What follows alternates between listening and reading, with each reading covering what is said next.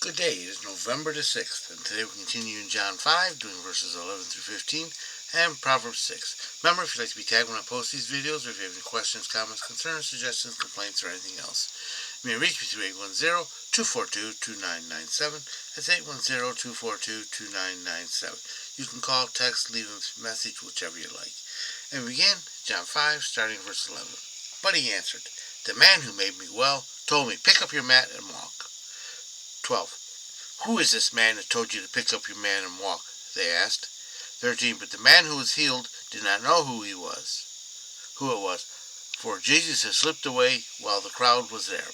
14. Afterward, Jesus found the man at the temple and said to him, "See, you have been made well. Stop sinning, or something worse may happen to you." 15. And the man went away and told the Jews that it was Jesus who made him well. Okay, Jesus just healed the man at the pool, and the one who had been there 38 years, and said, "Get up and walk and take your mat." And he did, and the Jews and the Pharisees and the teachers of religious law were not happy.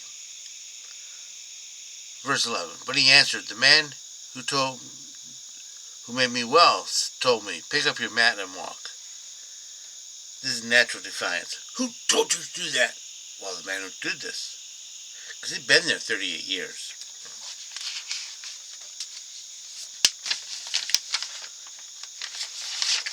Verse 12. "Who is this man who told you to pick it up and walk?"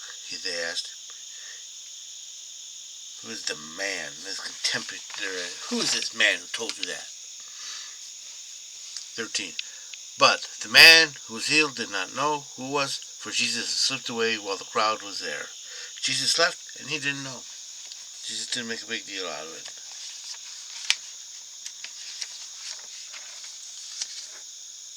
Verse 14. Afterward, Jesus found the man at the temple and said to him, "See, you have been made well. Stop sinning, or something worse may happen to you." This is possibly the same day, but we're not told what day it was, but it was just later. We're not told what sin the man committed that made him a cripple like that. He's been there 38 years, so it must have been a while ago.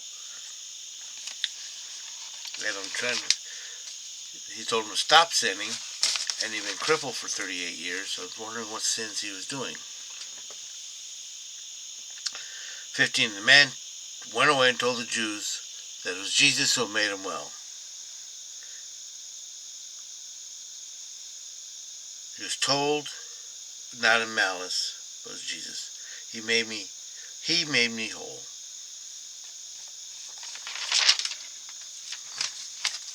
Proverbs 6.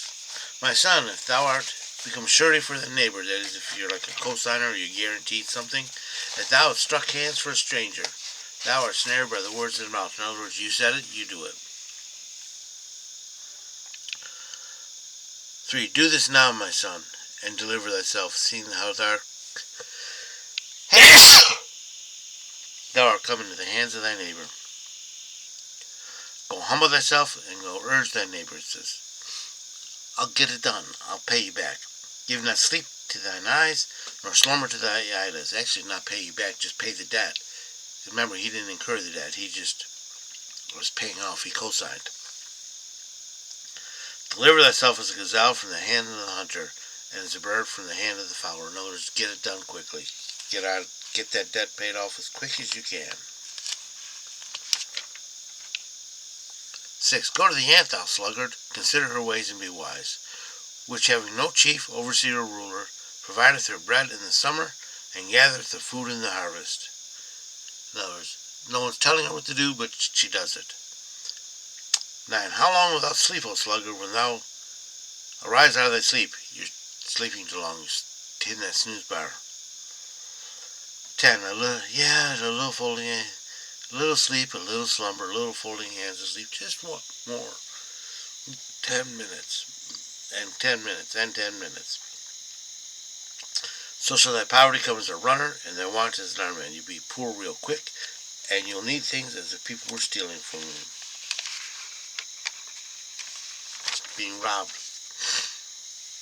12. A base person, a man of iniquity, is he that walketh with a froward mouth, in other words, talking against God, that winketh with his eyes, that scrapeth with his feet, that pointeth with his fingers. Frowardness is in his heart, and he devises evil continually. He soweth discord. Therefore shall his calamity come suddenly. Of a sudden he shall be broken, and that without remedy. In other words, God's going to take care of it quickly.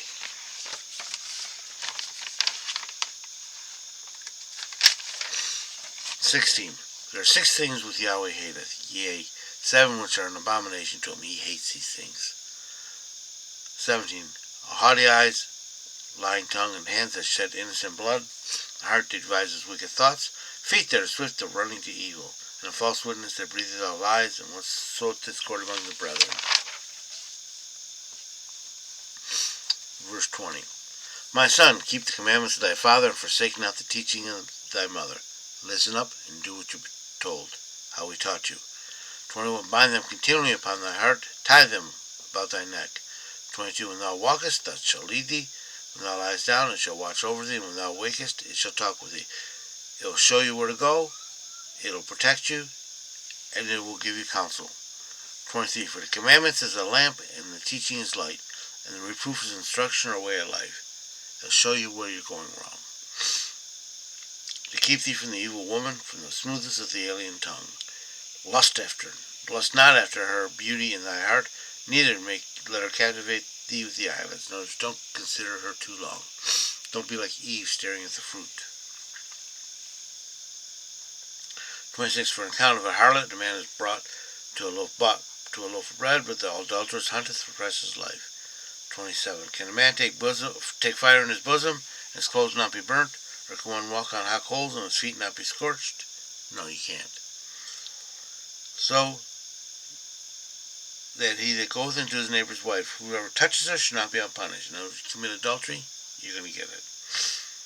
30. Men do not despise a thief if he steals to satisfy his soul when he's hungry. In other words, if a thief steals to eat, they understand it. 31. But if he be found, he must restore sevenfold. He must give all the substance of his house. 32. He that committeth adultery with a woman lacketh understanding. He that doeth it would destroy his own soul. Adultery will kill your soul. 33. Wounds and dishonor shall he get, and his reproach shall not be wiped away. People will talk about him forever. 34. For jealousy is the rage of a man, he will not spare in the day of vengeance. He will not regard any ransom, neither will be content if thou give him any gifts.